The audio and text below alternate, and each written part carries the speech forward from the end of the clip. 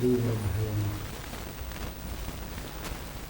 यदविद्याविलासेन भूतभौतिकसृष्टयः तं नौमि परमात्मानं सच्चिदानन्दविग्रहम्।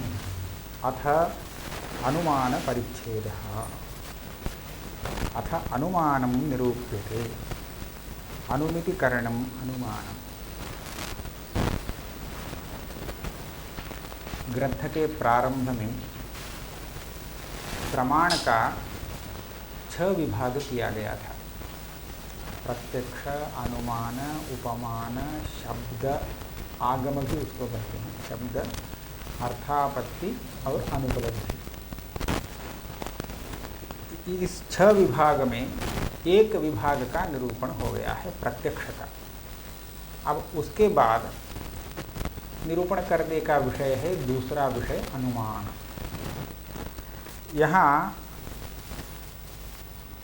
अनुमान को क्यों प्रत्यक्ष के तुरंत बाद निरूपण करते हैं, तो इसका एक कारण बताना आवश्यक है। प्रत्यक्ष पूर्वक होता है अनुमान। अनुमान के लिए इसके पूर्व में कुछ ज्ञान होना आवश्यक है। केवल धूम को देख लेने मात्र से वन्ही का अनुमान नहीं लगाया जा सकता। इसके पूर्व में अनुमान लगाने वाले को यह पता रहना चाहिए कि जहाँ धूम होता है वहाँ अग्नि भी रहता है। तो यह इसको हम व्याप्ति ज्ञान कहते हैं। तो पूर्व में उसको व्याप्ति ज्ञान रहने पर ही अनुमान उत्पन्न हो सकता है। व्याप्ति ज्ञान कैसे होता है, तो वह अनेक जगह देखने से, धूम और अग्नि दोनों को साथ साथ देखने से, इसको सहचार दर्शनम कहते हैं। और वो देखना प्रत्यक्ष प्रमाण से होता है। तो इसलिए प्रत्यक्ष प्रमाण अनुमान प्रमाण से पूर्व में है, उसकी प्रवृत्ति है। अतः प्रथम प्रत्यक्ष प्रमाण का निरूपण हुआ, तो उसके बाद अनुमान प्रमाण का निरूपण करते हैं। अनुमान माने क्या? अनुमितिकरणम अनुमानम। यहाँ पर भी प्रमाण और प्रमा, अनुमिति प्रमा, अनुमिति प्रमाण। प्रत्यक्ष में प्रत्यक्ष प्रमाण और प्रत्यक्ष प्रमा दोनों जगह प्रत्यक्ष शब्द ही आ जाता है। प्रत्यक्ष प्रमाण हो जाता है इंद्रिय, और प्रत्यक्ष प्रमा उससे उत्पन्न होने वाला ज्ञान। उसी तरह यहाँ अनुमान प्रमाण एक होता है, वह व्याप्ति ज्ञानात्मक है, और उससे उत्पन्न होने वाला ज्ञान अनुमिति कहा जाता है। वहाँ अनुमान का लक्षण कर रहे हैं, अनुमिति करणम अनुमानम। अनुमिति के प्रति जो करण होता है वही अनुमान होता है। करण माने पहले जो कहा है उसी तरह व्यापारवत असाधारणम कारणम करणम, ऐसा लेना चाहिए।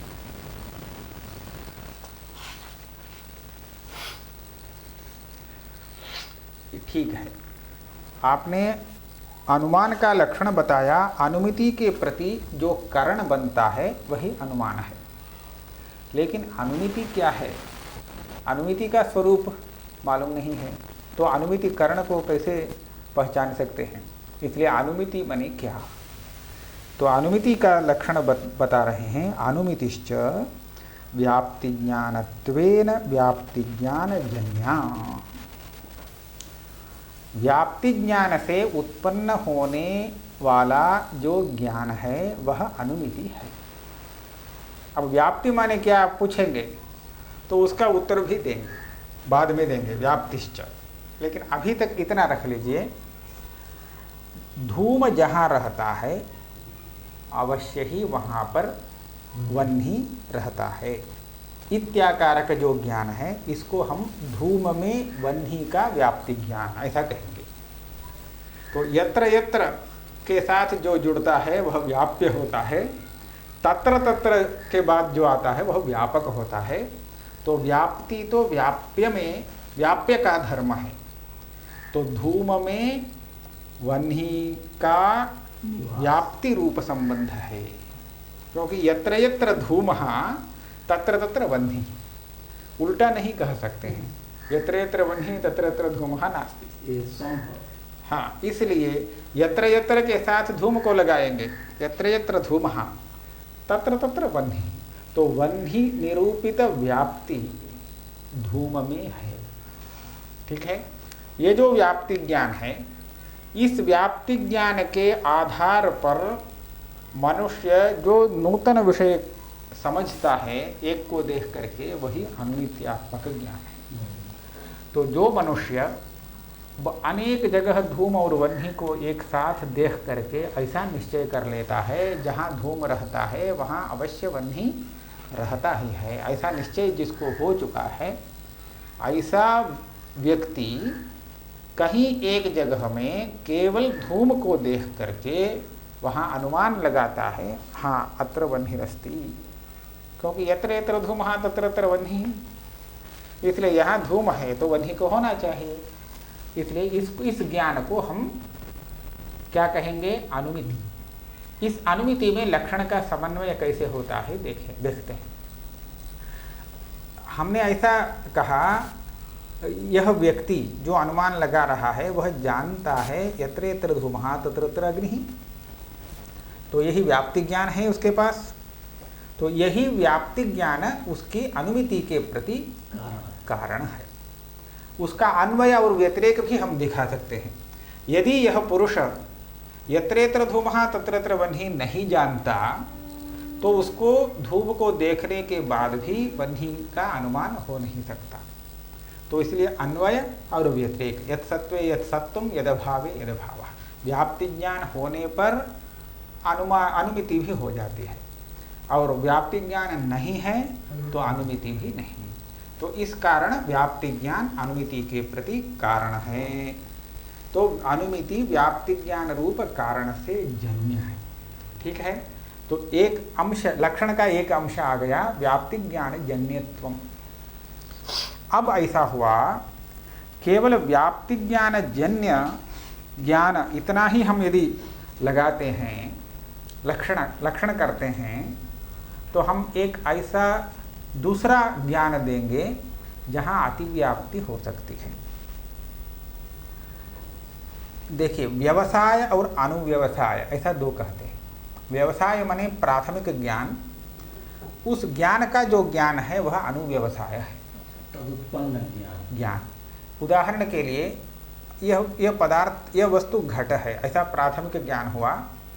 फिर उस ज्ञान का ज्ञान होता है मुझे घट ज्ञान हुआ है, मुझे घट ज्ञान हुआ है, यह ज्ञान विषय के ज्ञान है।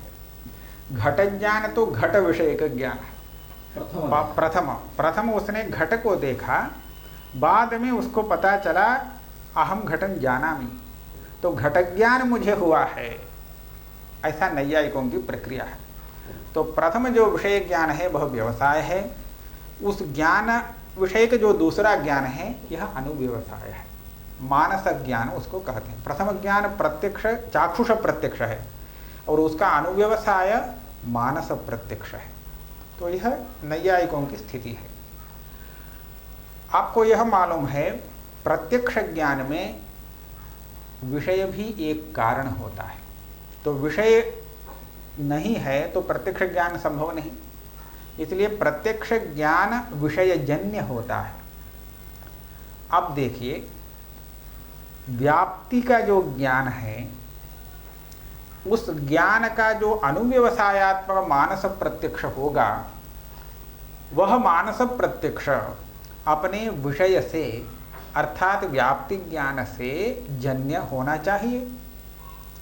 जैसे घट प्रत्यक्ष अपने विषयभूत घट से जन्य है, विषय तो प्रत्यक्ष के प्रति कारण है, तो उसी तरह व्याप्ति ज्ञान का जो अनुव्यवसाय होगा ज्ञान, वह ज्ञान व्याप्ति ज्ञान से जन्य होगा।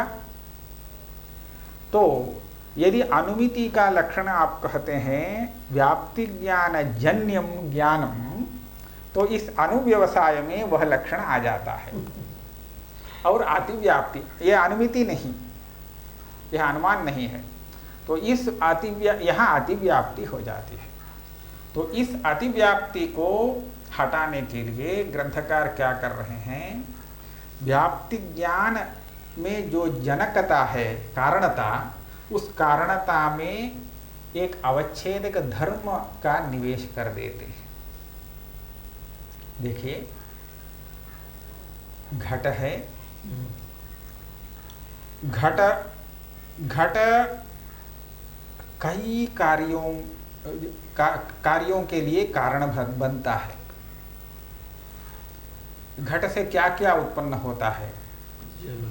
जल का आनयन, जल का धारण कर सकते हैं।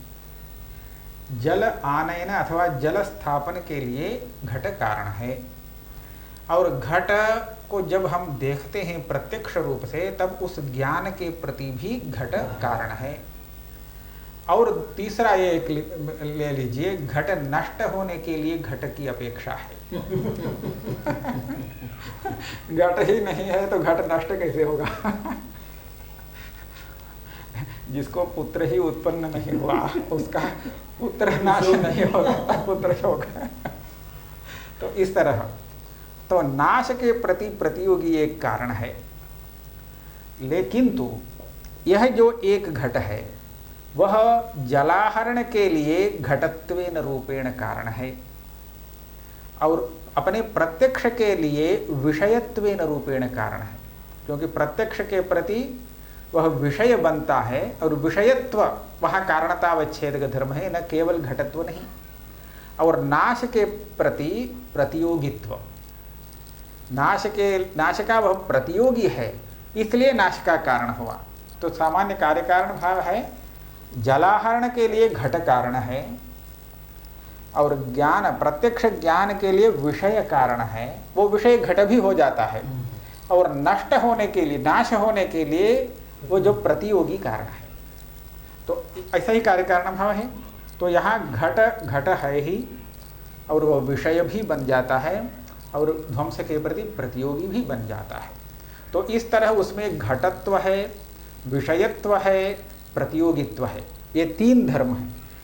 अब घट की कारणता भी तीन है। कारणता माने कार्य निरूपित कारणता। जलाहरण रूप कार्य निरूपित जो कारणता है वह घटत्वावच्छिन्न है, और नाशनिष्ठ कार्यता निरूपित जो कारणता है वह प्रतियोगित्वावच्छिन्न है। प्रत्यक्षनिष्ठ कार्यता निरूपित कारणता जो घट में है वह विषयत्वावच्छिन्न है। ये निर्धारित है ना। तो हम ऐसा कहेंगे, विषयत्वेन रूपेण घटः प्रत्यक्षं प्रति कारणं, न तो घटत्वेन रूपेण, और प्रतियोगित्वेन रूपेण घटः नाशं प्रति कारणं। ठीक, घटत्वेन रूपेण जलाहरणं प्रति कारणं, ऐसा विभक्त कहना पड़ेगा। अब अनुव्यवसाय के प्रति यह जो व्याप्ति ज्ञान है, व्यवसाय, वह किस रूप से कारण है? यह देखिए, अनुव्यवसाय एक मानस प्रत्यक्ष रूप ज्ञान है। तो प्रत्यक्ष के प्रति विषय बनता है वह अनुव्यवसाय। तो अनुव्यवसायात्मक ज्ञान अपने प्रत्यक्ष रूप नहीं, व्यवसाय रूप ज्ञान अपने प्रत्यक्ष रूप अनुव्यवसायात्मक ज्ञान के प्रति विषयत्वेन रूपेण कारण है। ठीक है। उसी तरह अनुव्यवसाय ज्ञान का जो नाश होता है, अथवा व्यवसाय ज्ञान का जो नाश होता है, उस नाश के प्रति ये ज्ञान प्रतियोगित्वेन रूपेण कारण है। देखिए, व्याप्ति ज्ञानत्वेन रूपेण व्याप्ति ज्ञान किसके प्रति कारण है? तो केवल अनुमिति के प्रति ही कारण है। ठीक है। व्याप्ति ज्ञानत्वेन रूपेण इसकी कारणता किसके प्रति है? तो अनुव्यवसाय के प्रति नहीं, ध्वंस के प्रति नहीं, केवल अनुमिति के प्रति है। तो इसलिए अनुमिति के लक्षण में हम ऐसा कहेंगे परिष्कार करके, अनुमितिश्च व्याप्ति ज्ञानत्वेन व्याप्ति ज्ञानजन्या। व्याप्ति ज्ञानत्वेन रूपेण व्याप्ति ज्ञान से उत्पन्न होने वाला जो ज्ञान है वह अनुमिति है। तो अब कहीं अतिव्याप्ति नहीं। तो इसको परिष्कृत भाषा में कहेंगे, व्याप्ति ज्ञानत्वावच्छिन्न कारणता निरूपित कार्यता वत्वे सति ज्ञानत्वम अनुमितेर लक्षणम। है, तार नैयायिक भाषा में ऐसा कहेंगे। तो ऐसा परिष्कार करने से उससे क्या फल मिला, यह ग्रंथकार दिखाते हैं। व्याप्ति ज्ञानानुव्यवसायादेः तत्वेन तज्जन्यत्व अभावात् न अनुमितित्वम्। स्पष्ट हुआ। व्याप्ति ज्ञान का जो अनुव्यवसायात्मक ज्ञान होगा वह तत्वेन मने व्याप्ति ज्ञानत्वेन रूपेण व्याप्ति ज्ञानजन्य नहीं, वह विषयत्वेन रूपेण व्याप्ति ज्ञानजन्य है। अतः हमारा लक्षण व्याप्ति ज्ञानानुव्यवसाय में आता नहीं, अतः अनुमितित्व न, इसका अर्थ अनुमिति लक्षण का वहाँ अतिव्याप्ति नहीं है। ठीक हुआ। अच्छा, लक्षण अनुमिति का लक्षण क्या है यह पता चल गया। तो अनुमिति का लक्षण मालूम हुआ, अनुमिति क्या है यह भी मालूम हो गया। लेकिन अनुमिति का कारण क्या है, तो इसका उत्तर देते हैं अनुमितिकरणंच व्याप्ति ज्ञान। कभी कभी स्वरूप बताने के लिए ऐसा प्रश्न किया जाता है। जगत का जो कारण है, जगत कारण का आप लक्षण बताएंगे, जगत कारण को छोड़िए, एक लक्षण ऐसा कीजिए, ज्वर हुआ है तो इस ज्वर के लिए औषध की अपेक्षा है। इस ज्वर निवृत्ति के लिए जिस औषध को हम लेंगे उस औषध का एक लक्षण बताइए। ऐसा कहने पर हम ऐसा लक्षण बता सकते हैं जिसका सेवन करने से ज्वर नष्ट हो जाता है, वह ज्वर का औषध है। लक्षण तो ठीक है, लेकिन किसका सेवन करने से ये पता नहीं, किसको खाना चाहिए ये तो पता नहीं रहता है। इसलिए लक्षण ठीक है लेकिन स्वरूप नहीं मालूम हो रहा है। वहाँ स्वरूप मालूम होने के बाद उसमें ये तटस्थ लक्षण को लगाना पड़ेगा। तो इसीलिए ऐसा उत्तर जिज्ञासु के लिए ठीक नहीं रहता है, माने उसको कुछ उससे लाभ नहीं है ना। तो उसी तरह अनुमान का क्या लक्षण है, तो आपने बताया अनुमिति के प्रति जो कारण है वही अनुमान है। तो उसी तरह का हुआ, क्योंकि इसको पता नहीं है अनुमिति के प्रति कारण क्या होता है। तो अनुमान शब्द सुना है तो अनुमान का लक्षण अनुमितिकरणत्वम अनुमानस्य लक्षणम हो गया, लेकिन अनुमिति का कारणभूत वह क्या है ये प्रश्न करने पर कहते हैं अनुमितिकरणंच व्याप्ति ज्ञान। हमारे यहाँ व्याप्ति ज्ञान को ही अनुमिति का कारण माना गया है। ठीक है। हाँ, जगत विषय ब्रह्म वो है ना, वो वेदांत का ही उदाहरण है। जब भृगु अपने पिता वरुण के पास जाते हैं तो कैसे क्या किस लिए जाते हैं, अधीहि भगवो ब्रह्म, मुझे ब्रह्म का पाठ पढ़ाइए, ब्रह्म को समझाइए, ऐसा पूछा। तो उसने कहा, उसके पिता ने कहा तपसा ब्रह्म विजिज्ञासा, स्वयं विचार करके देखना चाहिए। फिर हमें आपको एक लक्षण दे देते हैं। यतो वा इमानि भूतानि जायन्ते, संपूर्ण प्रपंच जिससे उत्पन्न होता है और जिसमें स्थित रहता है और लय काल में जिसमें लीन हो जाता है वह है ब्रह्म। ऐसा उत्तर दिया। लेकिन इसको पता ही नहीं है जगत किससे उत्पन्न होता है और किसमें स्थित है, किसमें लय होने लीन होने वाला है। ये तो ऐसा कोई वस्तु हमारे यहाँ प्रसिद्ध है ही नहीं। तो ऐसा लक्षण कहने पर क्या लाभ होगा। तथापि इस लक्षण का थोड़ा उपयोग करके, हाँ ऐसा कुछ कोई पदार्थ यहाँ दिखता है क्या, उसने अन्वेषण किया।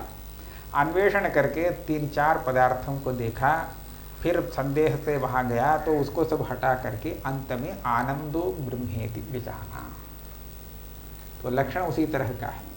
तो वो जो उसको तटस्थ लक्षण कहते हैं। इसीलिए वहाँ सत्यम ज्ञानम अनंतम ब्रह्म, ऐसा कहने पर उसकी आकांक्षा शांत हो सकती है। ब्रह्म माने क्या, हाँ वह स्वरूप लक्षण। ब्रह्म माने क्या, ऐसा पूछ के जब शिष्य पूछता है तो जिससे उत्पन्न हुआ, जिससे जिसमें है, जिसमें लय होगा वही, इसको पता ही नहीं है किससे उत्पन्न हुआ, तो ऐसा कहने से वो क्या समझेगा बेचारा। तो इसलिए इस तटस्थ लक्षण उतना उपयोगी नहीं स्वरूप को जानने के लिए, किंतु स्वरूप कहना ब्रह्म है, ब्रह्म सत्य, सत्य ज्ञान अनंत, ऐसा एक है, ऐसा कहने पर हाँ कुछ है। ठीक है। अनुमिति करण हुआ व्याप्ति ज्ञान। तो व्याप्ति ज्ञान करण है, तो करण का लक्षण क्या है? व्यापारवत असाधारण कारण। तो कार्य माने अनुमिति और उसका कारण दोनों के बीच में जो है वह व्यापार है। तो यहाँ पर व्याप्ति ज्ञान और उसके बाद अनुमिति, इन दोनों के बीच में व्यापार के रूप में क्या है? व्यापार होने पर ही उसको हम कारण मान सकते हैं। तो कहते हैं तत्संस्कारः अवांतर व्यापारः।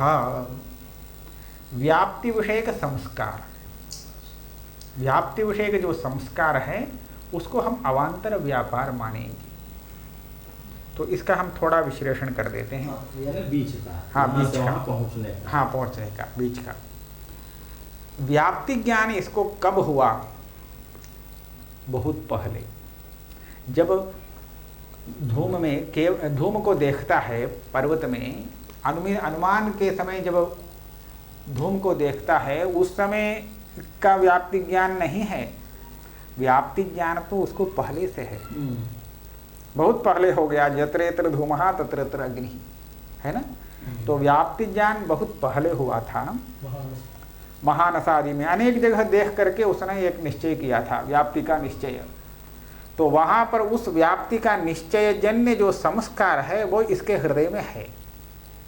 व्याप्ति ज्ञान तो गया, लेकिन उससे उत्पन्न हुआ जो संस्कार है, स्मृतिजनक संस्कार, वह संस्कार है। तो जब वह यहाँ धूम को देखता है एक जगह, किसी जगह पर्वत में, तो झट से वह संस्कार उद्बुद्ध हो जाता है और तुरंत अनुमिति हो जाती है। वह्निमान, पर्वतो वह्निमान। अब देखिए, पर्वतो वह्निमान यह तो अनुमिति है, फल है, और इसका कारणीभूत व्याप्ति ज्ञान बहुत पहले हुआ था। और उस व्याप्ति ज्ञान और अभी होने वाली अनुमिति, इन दोनों के बीच में सेतु के रूप में क्या है? तो व्याप्ति ज्ञान जन्य संस्कार, व्याप्ति विषय का संस्कार। ठीक है। तो व्याप्ति ज्ञान और अनुमिति दोनों के बीच में व्याप्ति विषय का संस्कार ही व्यापार रूप से काम कर रहा है। तो इसलिए उसको व्यापार मानेंगे। तो व्यापारवत असाधारण कारणम करणम, इसलिए व्याप्ति ज्ञान करण है। यह अपना मत बता दिए। इसके बाद नैयायिक मत का खंडन करते हैं। नैयायिक मत क्या है उसको थोड़ा समझना चाहिए। न तो तृतीय लिंग परामर्शः अनुमितौ करणम। तृतीय लिंग परामर्श, नैयायिकों ने एक प्रक्रिया बनाई है।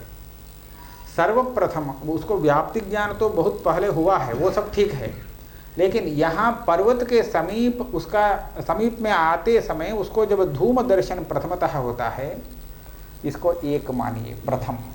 पहले इसको क्या दिखाई दिया? पर्वत से धूम उठ रहा है, इसको उसने पहले देखा, तो यह एक धूम दर्शन, लिंग दर्शन हुआ। इसके तुरंत बाद उसको क्या हो जाता है? स्मरण आ जाता है। अरे यत्र धूमः तत्र अग्निः, पहले का जो हुआ उसका स्मरण, ठीक है, यह द्वितीय ज्ञान। इसके बाद वह्नि व्याप्य धूमवान अयम पर्वतः, यह है तृतीय ज्ञान। इसको हम परामर्श कहते हैं, तृतीय ज्ञान को। देखिए, प्रथम ज्ञान भी धूम, लिंग बने हेतु, कारण। तो प्रथम एक बार उसने हेतु को देखा, धूम को देखा। उसके बाद यत्र यत्र धूमः तत्र तत्र, ऐसा ये एक व्याप्ति स्मृति हुई। इसमें भी तो वह का विषय है, इसी हेतु में व्याप्ति का स्मरण हुआ है। तो उसके बाद व्याप्ति विशिष्ट हेतु के साथ पर्वत का एक विशिष्ट ज्ञान हुआ, यह तृतीय ज्ञान है उस लिंग का। तो इस प्रकार यह तृतीय लिंग परामर्श ऐसा कहते हैं। ऐसा परामर्श होने के बाद चतुर्थ क्षण में पर्वतो वह्निमान यह ज्ञान उत्पन्न होता है, ऐसा कहते हैं। तो यहाँ देखिए, पर्वत में धूम को देखने के बाद 2 क्षण विलंब से उसको अनुमिति हुई, ऐसा कहते हैं। लेकिन हमारे यहाँ इतना विलंब नहीं। पर्वत में धूम को देखा तो 1 क्षण व्याप्ति संस्कार उद्बोध के लिए दे देना चाहिए और उसके तुरंत बाद अनुमिति ही हो जाती है। ठीक, अभी जो किया था, पहले से व्याप्ति ज्ञान है, धूम दर्शन हुआ, धूम दर्शन के बाद प्राचीन जो संस्कार बैठा है उसका उद्बोध हुआ, वो तो सोया हुआ है, अभी उसको जागृत बनाया गया। धूम दर्शन से व्याप्ति संस्कार का उद्बोधन हुआ, तो तृतीय क्षण में पर्वतो वह्निमान, 1 क्षण न्यून है, कम पड़ रहा है। तो इस लाघव से वो कहते हैं न तो तृतीय लिंग परामर्श अनुमितौ करण। तो वो जो नैयायिक मानते हैं तृतीय लिंग परामर्श एक, वह अनुमिति के प्रति करण नहीं है। क्यों? तस्य अनुमिति हेतुत्व असिद्ध्या तत्करणत्वस्य दूर निरस्तत्वात्। पहले देखिए, करण और कारण, कारण तो सभी है लेकिन करण कुछ ही कारण है। सभी कारण करण नहीं, किंतु सभी करण कारण बनते हैं। कारणत्व तो ये सामान्य धर्म है, सव्यापार हो निर्व्यापार हो, सभी कारण, सभी हेतु कारण हैं, किंतु सव्यापार जो कारण है वही करण बनता है। जो सफल हो, हाँ, माने व्यापार सहित, व्यापारवत असाधारण कारण, अपने फल को उत्पन्न करने के पूर्व में एक व्यापार को जो करता है तो वही करण होता है। यानी कि कुलाल चक्र दंड से चलाता रहे, हाँ, जन्म न ले, हाँ, तब तो तक वह जो है हाँ कारण नहीं है, नहीं होगा। दंड घट के प्रति कारण बनने के लिए उसको घुमाना चाहिए, केवल वैसा जन्म होना भी चाहिए। और वैसे ही है, वो उसने भ्रमण को उत्पन्न नहीं किया तो वो वहाँ कुछ होगा नहीं और वह कारण भी नहीं होगा, कारण भी नहीं होगा। ठीक है, सफल कार्य वाला ही, हाँ, जो उसको व्यापार होना चाहिए, तभी व्यापारवत असाधारण कारणम यह करण होता है। अब देखिए, आप यह समझ सकते हैं, जो कारण ही नहीं है वह करण बन सकता है क्या? जो मनुष्य ही नहीं है वह ब्राह्मण कैसे हो सकता है? तो इस तरह का है, यही इसका है। तो आप जो तृतीय लिंग परामर्श बता रहे हैं उसको हम कारण भी मानने के लिए तैयार नहीं, वो कारण ही नहीं, उसकी अपेक्षा सर्वथा नहीं है, उसके बिना ही अनुमिति हो जाती है। तो उसको कारण कैसे मानेंगे? हैं? तस्य अनुमिति हेतुत्व असिद्ध्या, अनुमिति के प्रति हेतुत्व माने कारणत्व ही प्रथमतः असिद्ध है, तो तत्करणत्व से अनुमिति के प्रति वह करणत्व उसमें कैसे हो सकता है? वो दूर निरस्त हो गया, पहले से निरस्त हो गया, संभव नहीं। हम पुनः बताते हैं। प्रथम इसको ज्ञान हुआ धूमवान पर्वतः, एक ज्ञान हुआ।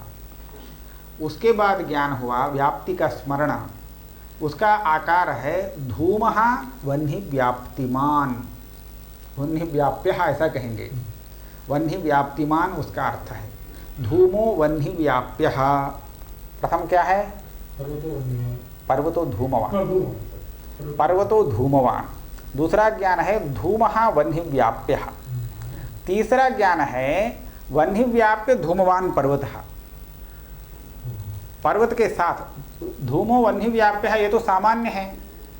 तो इस तरह का धूम पर्वत में है, इसको व्याप्ति विशिष्ट पक्षधर्मता ज्ञानम ऐसा कहेंगे। तो प्रथमतः धूमवान पर्वतः, उसके बाद धूमः वह्नि व्याप्यः, उसके बाद वह्नि व्याप्य धूमवान पर्वतः, यह तृतीय ज्ञान। उसके बाद पर्वतो वह्निमान। यह नैयायिकों का क्रम है। तो उसमें ये क्या कहते हैं, धूमवान पर्वतः ठीक है, और धूमो वह्नि व्याप्य ये अभी आवश्यक नहीं, ये पहले होना चाहिए, बहुत पहले है, पुनः स्मरण की जरूरत नहीं। स्मरण के स्थान में हम उसके संस्कार को रख लेंगे और आगे इसको सर्वथा हटा देंगे। वह्नि व्याप्य धूमवान पर्वतः ये जो ज्ञान है इसकी अपेक्षा नहीं है, या इसके स्थान पर साक्षात अनुमित्यात्मक ज्ञान हो सकता है, पर्वतो वह्निमा। तो लिंग परामर्श, तृतीय लिंग परामर्श जो है, इस परामर्श को इन्होंने सर्वथा हटा दिया, वो कारण ही नहीं है तो कारण कैसे बनेगा, दूर निरस्तत्वात्। इस पर नैयायिक एक आपत्ति उठाएगा। तृतीय लिंग परामर्श को अनुमिति के प्रति कारण मानने की युक्ति बताएगा वो कहेगा संस्कार से उत्पन्न होने वाला ज्ञान क्या होता है, स्मृत्यात्मक, संस्कार मात्र जन्यम ज्ञानम स्मृति ही कहते हैं। प्रमाण से जो उत्पन्न अनुभव है, उस अनुभव से जो संस्कार बना है, उस संस्कार से जो ज्ञान उत्पन्न होता है वह तो स्मृत्यात्मक ज्ञान होता है। इसीलिए स्मृति का लक्षण संस्कार मात्र जन्यम ज्ञानम ऐसा कहते हैं। हाँ, अब आपके मत में, वेदांती के मत में अनुमिति के का कारण क्या हो जाता है, व्याप्ति संस्कार, उसको आपने व्यापार बनाया और इसीलिए व्याप्ति संस्कार जन्य ज्ञान हो गया अनुमित्यात्मक ज्ञान। तो संस्कार जन्य ज्ञान स्मृति है, अनुमिति कैसे, तो अनुमिते स्मृतित्वापत्ति ही। इसीलिए हम कहेंगे संस्कार से नहीं, स्मरण होता है, उसके बाद विशिष्ट परामर्श होता है, उस विशिष्ट परामर्श से उत्पन्न होने के कारण यह ज्ञान अनुमिति है, स्मरण नहीं। तो इसलिए तृतीय लिंग परामर्श आवश्यक है और व्याप्ति स्मरण आवश्यक है, ऐसा कहेंगे। तो कहते हैं न च संस्कारजन्यत्वेन अनुमिते स्मृतित्वापत्ति ही। स्मृति का जो लक्षण है वह लक्षण अनुमिति में आपके मत के अनुसार आ जाता है, इसीलिए अतिव्याप्ति हो जाएगी। किसकी अतिव्याप्ति, यहाँ कोई दोष नहीं, अनुमिति लक्षण में कोई दोष नहीं, किंतु स्मृति का लक्षण जो बनता है उस लक्षण में दोष आ जाता है। तो ये ग्रंथकार कहते हैं आपको स्मृति के लक्षण में ही न दोष आया, तो हम स्मृति का लक्षण अलग कर लेंगे, दूसरा बना लेंगे। तो अभी जो प्रकृत संदर्भ में अनुमिति का लक्षण है उसमें तो कोई आपत्ति नहीं, तो स्मृति का लक्षण आप क्या बनाएंगे, तो कहते हैं स्मृति प्रागभावजन्यत्वस्य। स्मृति प्रागभावजन्यत्व स्मृतेर्लक्षणम, स्मृति का जो प्रागभाव है वह स्मृति के प्रति ही कारण है। तो सभी स्मृति अपने प्रागभाव से जन्य है। नैयायिक साधारण कारण में सभी कार्यों के लिए कारण जो है वह साधारण कारण है, 9 कारण मानता है, 9 कारण सबके लिए चाहिए। असाधारण कारण माने इसके लिए चाहिए उसके लिए नहीं। घट के प्रति गुलाल की अपेक्षा है, मिट्टी की अपेक्षा है, लेकिन वस्त्र उत्पन्न करने के लिए गुलाल की अपेक्षा नहीं और मिट्टी की अपेक्षा नहीं। तो उसके प्रति दूसरा कारण चाहिए। तो ये सब असाधारण कारण है, किंतु सभी कार्यों के लिए क्या क्या कारण अत्यंत आवश्यक है, इनसे अलग तो वह है 9। क्या है, हाँ नहीं कहते हैं पहले ईश्वर सर्व कार्य कारण, उसको पहले लगाइए। ईश्वर हुआ और ईश्वर का ज्ञान, इच्छा और प्रयत्न, ये तीनों भी सब कार्य के लिए चाहिए। 4 हो गए। और इसके बाद प्रागभाव, अपने अपने उत्पन्न होने वाले कार्य का एक प्रागभाव है, उसको कारण मानते हैं। उसके लिए पृथक युक्ति है, प्रागभाव को क्यों मानना और उसको कारण क्यों मानना, इस पर वो युक्ति बताते हैं। एक प्रागभाव और एक प्रतिबंध का भाव। प्रतिबंधक रहने पर, इतना सब होने पर भी कार्य उत्पन्न नहीं होता, तो इसलिए प्रतिबंधक का जो अभाव है वो भी कारण है। और इसके बाद अदृष्ट, अदृष्ट नहीं तो कार्य नहीं उत्पन्न हो जाता है। अदृष्ट सर्व कार्य साधारण है। क्या क्या हुआ? ईश्वरः तज्ज्ञाने इच्छाकृतयः रागभावः प्रतिबंधकाभावः और अदृष्ट, अदृष्टम, और एक क्या है? देश और काल, दिक् और काल। काल सर्वसाधारण कारण है। काल जब आता है तभी कार्य उत्पन्न होता है। काल सर्वस्य कारण। तो ये 9 चाहिए। ये दिक् भी मानते हैं। हाँ, दिक् एक अलग पर मानते हैं। दिक् 9 द्रव्य में दिक् और काल दोनों को अलग मानते हैं। दिक् और काल दोनों ही सर्व कार्य कारण मानते हैं। तो नैयायिक तो सामान्यतः दिशाओं की मान्यता नहीं रखते। वो एक दिशा को मानता है और एक दिशा में औपाधिक भेद करता है। हाँ, 4 बना देता है। दिशा नहीं मानता। हाँ, 4 दिशाओं को अलग अलग नहीं मानता। एक दिशा से औपाधिक भेद से 4 दिशाओं का व्यवहार, प्राच्यादि व्यवहार हेतु दिक्। ठीक है। तो काल, दिक् को ही हम देश भी कहते हैं, देश शब्द से भी कहते हैं। देखिए, ईश्वर, ईश्वरः, उसके ज्ञान इच्छा कृतयः, देश और काल, अदृष्ट, रागभाव, प्रतिबंधकाभाव, सर्वत्र सभी कार्यों के लिए। अब इससे अतिरिक्त रूप से आपको दूसरा एक असाधारण कारण, समवायी कारण, असमवायी कारण, निमित्त कारण, ये सब लगाना पड़ेगा। ठीक है। तो इस तरह स्मृति प्रागभाव जन्यत्व यदि कहेंगे तो केवल स्मृति में ही वह लक्षण जाएगा। तो स्मृति लक्षण को हम परिवर्तित कर सकते हैं। किम स्मृतेर लक्षणम? स्मृति प्रागभाव जन्यत्वम स्मृतेर लक्षणम। ऐसा